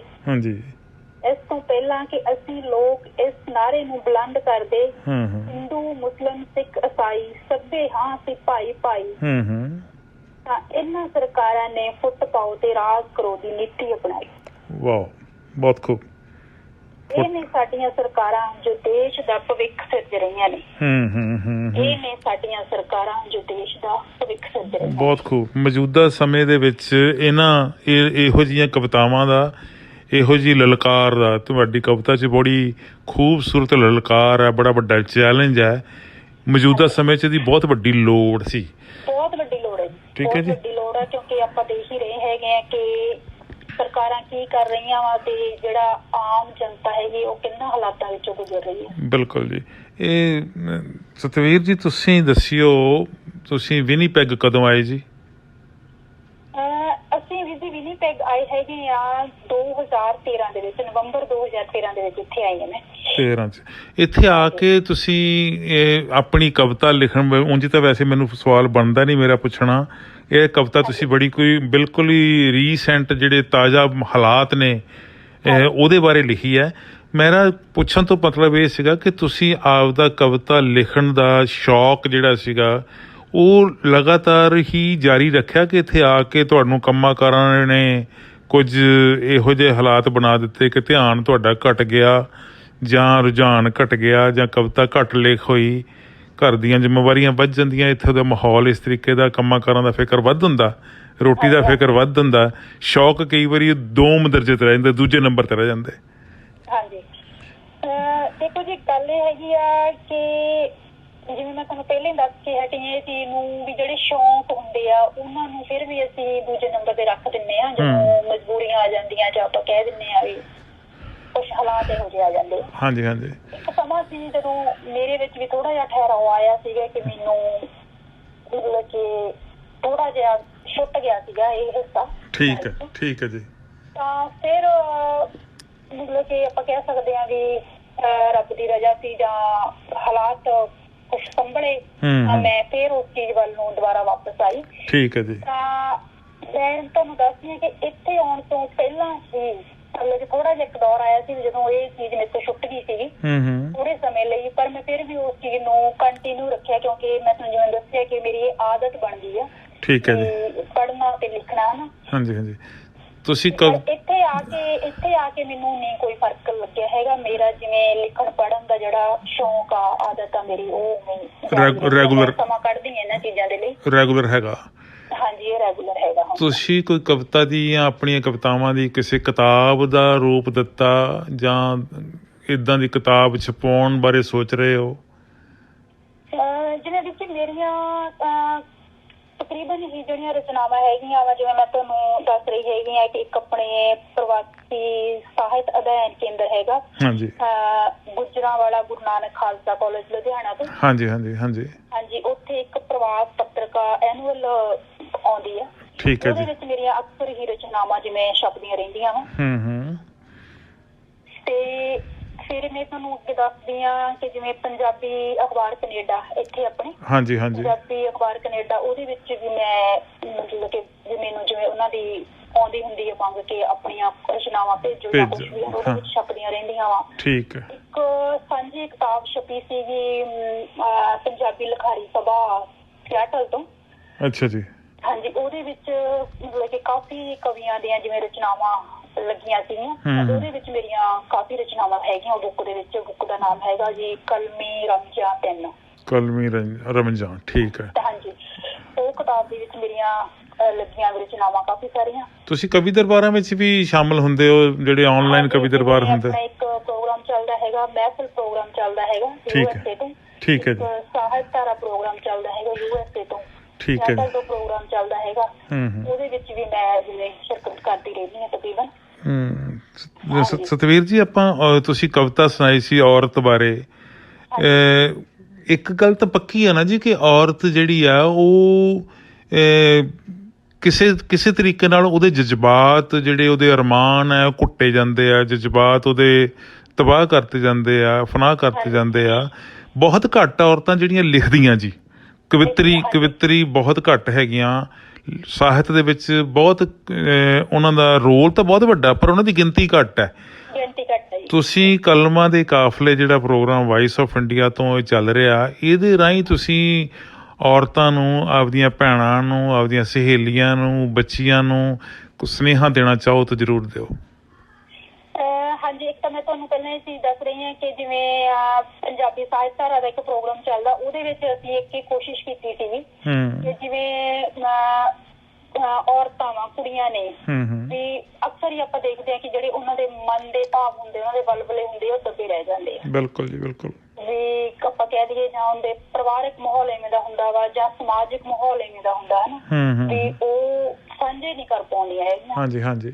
ਉਹਨਾਂ ਚੀਜ਼ਾਂ ਨੂੰ ਤਾਂ ਅਸੀਂ ਇੱਕ ਛੋਟੀ ਜਿਹੀ ਕੋਸ਼ਿਸ਼ ਕੀਤੀ ਸੀਗੀ ਕਿ ਉਹਨਾਂ ਕੁੜੀਆਂ ਨਾਲ, ਔਰਤਾਂ ਨਾਲ ਥੋੜਾ ਜਿਹਾ ਰਾਬਤਾ ਕਾਇਮ ਕਰੀਏ ਕਿ ਉਹ ਆਪਣੇ ਜਿਹੜੀਆਂ ਵੀ ਬਲਬਲੇ ਆ, ਆਪਣੇ ਜਜ਼ਬਾਤ ਆ, ਉਹ ਰੱਖ ਸਕਣ ਸਾਹਮਣੇ। ਠੀਕ ਹੈ ਜੀ। ਤਾਂ ਅਸੀਂ ਇੱਕ ਪ੍ਰੋਗਰਾਮ ਸ਼ੁਰੂ ਕੀਤਾ ਸੀ ਕੂੰਜਾਂ ਦੀ ਪ੍ਰਵਾਜ਼। ਕੂੰਜਾਂ ਦੀ ਪ੍ਰਵਾਜ਼ ਕਿੱਥੇ? ਵਿਨੀਪੈਗ ਵਿੱਚ? ਆਪਣਾ ਪੰਜਾਬੀ ਲਿਖਾਰੀ ਸਭਾ ਸਿਆਟਲ ਵੱਲੋਂ ਪ੍ਰੋਗਰਾਮ ਲਿਖਿਆ ਜਾਂਦਾ। ਠੀਕ ਠੀਕ ਠੀਕ ਠੀਕ। ਹਾਂਜੀ, ਠੀਕ। ਤਾਂ ਉਹਦੇ ਵਿੱਚ ਅਸੀਂ ਮਤਲਬ ਕਿ ਇਹ ਕੋਸ਼ਿਸ਼ ਰਹੀ ਹੈਗੀ ਆ ਵੀ ਜਿਵੇਂ ਵੀ ਜਿੰਨੇ ਵੀ ਆਪਣੇ ਨਵੀਆਂ ਕਵਿਤਰੀਆਂ ਹੈਗੀਆਂ, ਲੇਖਕ ਹੈਗੀਆਂ, ਕੁੜੀਆਂ, ਔਰਤਾਂ, ਜੋ ਵੀ ਕੁਛ ਉਹ ਲਿਖਣਾ ਚਾਹੁੰਦੀਆਂ, ਪੜ੍ਹਨਾ ਚਾਹੁੰਦੀਆਂ, ਜੋ ਵੀ ਹੈਗਾ ਨਾ, ਉਹ ਆਪਣੇ ਨਾਲ ਸਾਂਝਾ ਕਰਦੀਆਂ ਤੇ ਉਹ ਪ੍ਰੋਗਰਾਮ ਨੂੰ ਕਾਫੀ ਚੰਗਾ ਹੁੰਗਾਰਾ ਮਿਲਿਆ ਵਾ। ਠੀਕ ਹੈ ਜੀ।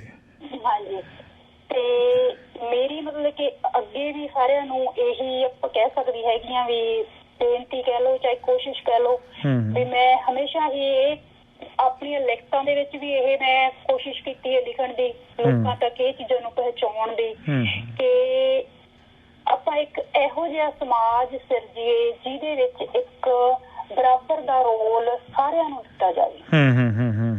ਬਿਲਕੁਲ। ਜਿੰਨੇ ਕੁ ਇੱਕ ਆਦਮੀ ਦੇ ਜਜ਼ਬਾਤ ਹੁੰਦੇ ਆ, ਹਾਂਜੀ ਬਿਲਕੁਲ, ਉਸ ਤੋਂ ਕਿਤੇ ਵੱਧ ਕੇ ਔਰਤ ਦੇ ਵੀ ਜਜ਼ਬਾਤ ਹੁੰਦੇ ਆ। ਉਹਨੇ ਹੁੰਦੇ ਜੀ, ਉਸ ਤੋਂ ਵੱਧ ਹੀ ਹੋ ਸਕਦੇ ਆ, ਉਸ ਤੋਂ ਵੱਧ ਕੇ ਹੀ ਹੁੰਦੇ ਆ, ਕਿਉਂਕਿ ਔਰਤ ਦੇ ਜਜ਼ਬਾਤ ਜਿਹੜੇ ਆ ਉਹ ਇੱਕ ਆਦਮੀ ਲਈ ਵੀ ਹੁੰਦੇ ਆ, ਇੱਕ ਬੱਚਿਆਂ ਲਈ ਵੀ। ਬਿਲਕੁਲ, ਉਹਦੀ ਜ਼ਿੰਮੇਵਾਰੀਆਂ ਵੱਧ ਹੈ ਸਮਾਜ ਪ੍ਰਤੀ, ਉਹਦੀਆਂ ਜ਼ਿੰਮੇਵਾਰੀਆਂ ਵੱਧ ਹੁੰਦੀਆਂ। ਜਿੰਨੀਆਂ ਉਹਦੀਆਂ ਜ਼ਿੰਮੇਵਾਰੀਆਂ ਵੱਧ ਹੋਣਗੀਆਂ ਉਨੇ ਉਹਦੇ ਜਜ਼ਬਾਤ, ਅਰਮਾਨ ਵੱਧ ਹੋਣਗੇ, ਅੰਦਰਲੇ ਭਾਵ, ਅਰਮਾਨ, ਸੱਧਰਾਂ ਉਹ ਵੀ ਵੱਧ। ਬਿਲਕੁਲ ਬਿਲਕੁਲ ਜੀ। ਇਹਨਾਂ ਸੱਧਰਾਂ ਨੂੰ ਜਦੋਂ ਆਪਾਂ ਦੇਖਦੇ ਹਾਂ ਕਿ ਉਹਨਾਂ ਚੀਜ਼ਾਂ ਨੂੰ ਸਮਝਦੇ ਤਾਂ ਬਹੁਤ ਘੱਟ ਲੋਕ ਆ।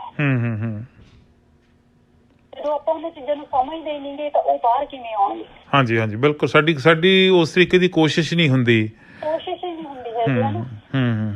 ਕਿਉਂਕਿ ਜਿਵੇਂ ਇੱਕ ਮੈਂ ਤੁਹਾਨੂੰ ਆਪਣੀ ਕਵਿਤਾ ਹੈਗੀ ਹੈ ਮੇਰੀ, ਮੈਂ ਤੁਹਾਨੂੰ ਤੁਹਾਡੇ ਨਾਲ ਸਾਂਝੀ ਕਰਦੀ ਹਾਂ। ਹਾਂਜੀ ਹਾਂਜੀ ਜ਼ਰੂਰ ਜੀ। ਬੇਵਜ੍ਹਾ ਮੈਂ ਬੇਵਜ੍ਹਾ ਹੀ ਇੰਨਾ ਬਿਖਰ ਗਈ ਕਿ ਫਿਰ ਕੋਈ ਵਜ੍ਹਾ ਹੀ ਨਹੀਂ, ਫਿਰ ਕੋਈ ਵਜ੍ਹਾ ਹੀ ਨਹੀਂ ਰਹੀ ਮੁੜ ਕੇ ਸਿਮਟਣ ਦੀ। ਵਾਓ। ਮੈਂ ਬੇਵਜ੍ਹਾ ਹੀ ਇੰਨਾ ਬਿਖਰ ਗਈ ਕਿ ਕੋਈ ਵਜ੍ਹਾ ਹੀ ਨਹੀਂ ਰਹੀ ਮੁੜ ਕੇ ਸਿਮਟਣ ਦੀ। ਬਹੁਤ ਖੂਬ, ਬਹੁਤ ਖੂਬ। ਇੰਨੇ ਹੀ ਹਾਸੇ ਨੇ ਮੇਰੇ ਆਸੇ ਪਾਸੇ, ਇੰਨੇ ਹੀ ਹਾਸੇ ਨੇ ਮੇਰੇ ਆਸੇ ਪਾਸੇ, ਪਰ ਮੈਂ ਬੇਵਜ੍ਹਾ ਹੀ ਉਦਾਸ ਹਾਂ। ਬਹੁਤੇ ਹੀ ਰੰਗੀਨ ਨੇ ਇਹ ਲੋਕ, ਹਾਂਜੀ ਬਹੁਤੇ ਹੀ ਰੰਗੀਨ ਨੇ ਇਹ ਲੋਕ, ਪਰ ਮੈਂ ਬੇਵਜ੍ਹਾ ਹੀ ਵੀਰਾਨ ਹਾਂ। ਮੈਂ ਬੇਵਜ੍ਹਾ ਹੀ ਵੀਰਾਨ ਹਾਂ। ਇੰਨੇ ਹੀ ਪਾਕ ਤੇ ਦੁਨੀਆ ਨੇ ਸਭ ਰਿਸ਼ਤੇ, ਇੰਨੇ ਹੀ ਪਾਕ ਤੇ ਦੁਨੀਆ ਨੇ ਸਭ ਰਿਸ਼ਤੇ, ਪਰ ਮੈਂ ਬੇਵਜ੍ਹਾ ਦਾ ਹੀ ਗੰਦਲ ਹਾਂ। ਵਾਓ, ਬਹੁਤ ਖੂਬ। ਬਹੁਤੇ ਹੀ ਮਖਮਲੀ ਤੇ ਸ਼ਾਂਤ ਜਿਹੇ ਨੇ ਜੁੱਸੇ, ਬਹੁਤੇ ਹੀ ਮਖਮਲੀ ਤੇ ਸ਼ਾਂਤ ਜਿਹੇ ਨੇ ਜੁੱਸੇ, ਪਰ ਮੈਂ ਬੇਵਜ੍ਹਾ ਦਾ ਇੱਕ ਸ਼ੋਰ ਹਾਂ। ਮੈਂ ਬੇਵਜ੍ਹਾ ਦਾ ਇੱਕ ਸ਼ੋਰ ਹਾਂ। ਬਹੁਤ ਖੂਬ। ਹਾਂ ਉੱਠੀ ਸੀ ਉਮੰਗ ਖੁਦ ਨੂੰ ਸਮੇਟਣ ਦੀ, ਹਾਂ ਉੱਠੀ ਸੀ ਉਮੰਗ ਖੁਦ ਨੂੰ ਸਮੇਟਣ ਦੀ, ਪਰ ਇਹ ਹੱਸਦੇ ਰੰਗੀਨ ਪਾਕ ਤੇ ਸ਼ਾਂਤ ਜਿਹੇ ਬੋਲ, ਪਰ ਇਹ ਹੱਸਦੇ ਰੰਗੀਨ ਪਾਕ ਤੇ ਸ਼ਾਂਤ ਜਿਹੇ ਬੋਲ, ਕੀ ਨਹੀਂ ਹੈ ਤੇਰੇ ਕੋਲ, ਕੀ ਨਹੀਂ ਹੈ ਤੇਰੇ ਕੋਲ, ਕੀ ਨਹੀਂ ਹੈ ਤੇਰੇ ਕੋਲ, ਸਭ ਕੁਝ ਤਾਂ ਹੈ, ਫਿਰ ਇਹ ਤੇਰੀ ਉਦਾਸੀ, ਵੀਰਾਨੀ, ਗੰਦਲ, ਸ਼ੋਰ, ਸਭ ਦੀ ਕੋਈ ਵਜ੍ਹਾ ਤਾਂ ਨਹੀਂ, ਬਸ ਬੇਵਜ੍ਹਾ ਹੀ ਨਹੀਂ, ਸਭ ਦੀ ਕੋਈ ਵਜ੍ਹਾ ਤਾਂ ਨਹੀਂ, ਬਸ ਬੇਵਜ੍ਹਾ ਹੀ ਨਹੀਂ। ਬਹੁਤ ਖੂਬ, ਬਹੁਤ ਖੂਬ। ਹਾਂਜੀ, ਜਿਵੇਂ ਐਕਚੁਅਲ ਮੈਂ ਇਸ ਕਵਿਤਾ ਦੇ ਰਾਹੀਂ ਇੱਕ ਇਹੀ ਸੁਨੇਹਾ ਵਾ ਕਿ ਹਰ ਇੱਕ ਇਨਸਾਨ ਨੂੰ ਇਹ ਲੱਗਦਾ ਹੈਗਾ ਵਾ ਕਿ ਹੱਸਦਾ ਚਿਹਰਾ ਵਾ।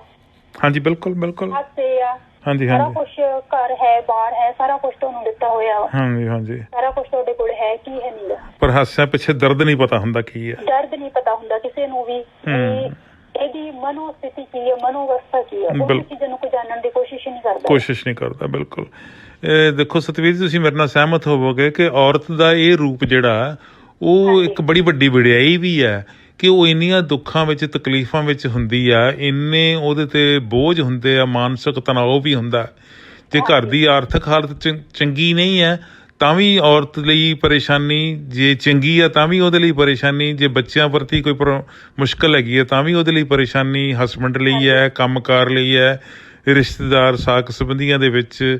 ਉਹ ਕਈ ਵਾਰੀ ਉਹਨੂੰ ਆਪਦਾ ਚਿਹਰਾ ਇਸ ਤਰੀਕੇ ਨਾਲ ਪੇਸ਼ ਕਰਨਾ ਪੈਂਦਾ ਜਿੱਦਾਂ ਕੁਝ ਹੋਇਆ ਹੀ ਨਹੀਂ ਹੁੰਦਾ, ਪਰ ਅੰਦਰ ਦਰਦ ਬਹੁਤ ਹੁੰਦਾ। ਜੀ ਬਿਲਕੁਲ ਬਿਲਕੁਲ, ਉਹੀ ਤਾਂ ਮੈਂ ਤੁਹਾਨੂੰ ਗੱਲ ਕਹਿਣ ਦੀ ਕੋਸ਼ਿਸ਼ ਕਰ ਰਹੀ ਹੈਗੀ ਆ ਨਾ ਕਿ ਅੰਦਰ ਦੇ ਭਾਵਾਂ ਨੂੰ ਕੋਈ ਨਹੀਂ ਜਾਣਦਾ ਹੈਗਾ। ਬਿਲਕੁਲ। ਅਸੀਂ ਇੱਕ ਚਿਹਰੇ ਤੇ ਜਾਂਦੇ ਹੈਗੇ ਆ, ਜਾਂ ਅਸੀਂ ਜਿਹੜੀਆਂ ਸੁੱਖ ਸਹੂਲਤਾਂ ਹੈਗੀਆਂ ਉਹਨਾਂ ਚੀਜ਼ਾਂ ਨਾਲ ਜਾਂਦੇ ਕਿ ਸਾਰਾ ਕੁਛ ਤਾਂ ਹੈ ਇਹਦੇ ਕੋਲ, ਬਿਲਕੁਲ ਬਿਲਕੁਲ ਜੀ, ਬਿਲਕੁਲ। ਸਤਵੀਰ ਜੀ, ਤੁਹਾਡੀ ਬਹੁਤ ਮਿਹਰਬਾਨੀ, ਤੁਸੀਂ ਸਮਾਂ ਕੱਢਿਆ ਔਰ ਕਲਮਾਂ ਦੇ ਕਾਫਲੇ ਪ੍ਰੋਗਰਾਮ ਵਿੱਚ ਬਹੁਤ ਖੂਬਸੂਰਤ ਕਵਿਤਾਵਾਂ ਸੁਣਾਈਆਂ। ਜਿੰਨਾ ਕੁ ਮੈਂ ਤੁਹਾਡੇ ਬਾਰੇ ਪੜ੍ਹਿਆ ਸੀ, ਮੈਂ ਵੀ ਆਪਦੇ ਸਰੋਤਿਆਂ ਨਾਲ ਔਰ ਦਰਸ਼ਕਾਂ ਦੇ ਨਾਲ ਸਾਂਝਾ ਕੀਤਾ। ਜਿਵੇਂ ਮੈਂ ਪਹਿਲਾਂ ਦੱਸਿਆ ਸੀ ਕਿ ਇਹ ਪ੍ਰੋਗਰਾਮ ਰੇਡੀਓ ਤੋਂ, ਵਾਇਸ ਆਫ ਇੰਡੀਆ ਤੋਂ ਬਰੋਡਕਾਸਟ ਹੋ ਰਿਹਾ, ਔਰ ਨਾਲ ਦੀ ਨਾਲ ਇਹ ਫੇਸਬੁੱਕ 'ਤੇ ਔਰ ਯੂਟਿਊਬ 'ਤੇ ਸਾਡੇ ਦਰਸ਼ਕ ਜਿਹੜੇ ਆ ਉਹ ਵੇਖ ਰਹੇ ਆ, ਉਹ ਇਸ ਪ੍ਰੋਗਰਾਮ ਦਾ ਆਨੰਦ ਵੀ ਮਾਣ ਰਹੇ ਆ ਦੁਨੀਆ ਭਰ 'ਚ ਬੈਠੇ, ਔਰ ਇਹਦੇ 'ਤੇ ਟਿੱਪਣੀ ਵੀ ਦੇਣਗੇ ਅਤੇ ਤੁਸੀਂ ਆਪਣੇ ਵਿਚਾਰ ਵੀ ਦੇਣਗੇ। ਤੁਸੀਂ ਸਮਾਂ ਕੱਢਿਆ, ਕਦੀ ਫਿਰ ਮੌਕਾ ਮਿਲਿਆ ਤਾਂ ਜ਼ਰੂਰ ਸਟੂਡੀਓ ਵਿੱਚ ਤੁਹਾਨੂੰ ਬੁਲਾ ਕੇ ਤੁਹਾਡੀਆਂ ਕਵਿਤਾਵਾਂ ਉੱਤੇ ਗੱਲ ਕਰਾਂਗੇ। ਅਤੇ ਅਸੀਂ ਚਾਹੁੰਦੇ ਹਾਂ ਕਿ ਜਿਹੜੀਆਂ ਨਵੀਆਂ ਕਵਿਤਰੀਆਂ ਜਾਂ ਜਿਹੜੀਆਂ ਪ੍ਰੌਡ ਕਵਿਤਰੀਆਂ ਹੈਗੀਆਂ, ਜਿਨ੍ਹਾਂ ਨੂੰ ਜ਼ਿੰਦਗੀ ਦਾ ਤਜਰਬਾ, ਜਿਨ੍ਹਾਂ ਨੇ ਬਹੁਤ ਕੁਛ ਲਿਖਿਆ ਔਰ ਬਹੁਤ ਸਾਰੀ ਲੋਕਾਂ ਨੂੰ ਸੇਧ ਦਿੱਤੀ ਆ, ਉਹਨਾਂ ਤੋਂ ਹੋਰ ਸੇਧ ਮਿਲੇ, ਅਤੇ ਜਿਹੜੇ ਨਵੇਂ ਇਸ ਫੀਲਡ ਵਿੱਚ ਨਵਿਆਂ ਨੇ ਪੈਰ ਧਰਿਆ ਹੈਗਾ, ਉਹਨਾਂ ਨੂੰ ਹੋਰ ਉਤਸ਼ਾਹ ਮਿਲੇ। ਇਸ ਕਰਕੇ ਹੀ ਅਸੀਂ ਤੁਹਾਨੂੰ ਬੇਨਤੀ ਕੀਤੀ ਸੀ। ਮੈਂ ਕਈ ਦਿਨਾਂ ਤੋਂ ਕੋਸ਼ਿਸ਼ ਕਰ ਰਿਹਾ ਸੀ ਤੁਹਾਨੂੰ ਲਾਈਨ 'ਤੇ ਤੁਹਾਡੇ ਨਾਲ ਗੱਲ ਕਰਨ ਦੇ ਲਈ, ਤੁਸੀਂ ਸਮਾਂ ਕੱਢਿਆ, ਮੈਂ ਤੁਹਾਡਾ ਦੁਬਾਰਾ ਮਸ਼ਕੂਰ ਹਾਂ ਜੀ। ਵਾਇਸ ਆਫ ਇੰਡੀਆ ਵੱਲੋਂ ਤੁਹਾਡਾ ਦੁਬਾਰਾ ਤਹਿ ਦਿਲੋਂ ਸ਼ੁਕਰਗੁਜ਼ਾਰ ਹਾਂ ਜੀ MP ਸਿੰਘ, ਬਹੁਤ ਬਹੁਤ ਮਿਹਰਬਾਨੀ। ਧੰਨਵਾਦ ਜੀ, ਥੈਂਕ ਯੂ। ਸਾਰਿਆਂ ਦਾ ਸੁਣ ਰਹੇ ਸਰੋਤਿਆਂ ਦਾ ਵੀ ਤੇ ਤੁਹਾਡਾ ਵੀ ਜੀ ਬਹੁਤ ਬਹੁਤ ਸ਼ੁਕਰੀਆ। ਤੇ ਇਸੇ ਉਮੀਦ ਦੇ ਨਾਲ ਹੀ ਤੁਹਾਡੇ ਤੋਂ ਵਿਦਾ ਲੈਂਦੇ ਹਾਂ। ਥੈਂਕ ਯੂ ਜੀ, ਮਿਲਣ ਦੀ ਉਮੀਦ ਵਿੱਚ। ਹਾਂਜੀ, ਜ਼ਰੂਰ ਜੀ, ਥੈਂਕ ਯੂ ਵੈਰੀ ਮਚ, ਸਤਿ ਸ਼੍ਰੀ ਅਕਾਲ ਜੀ।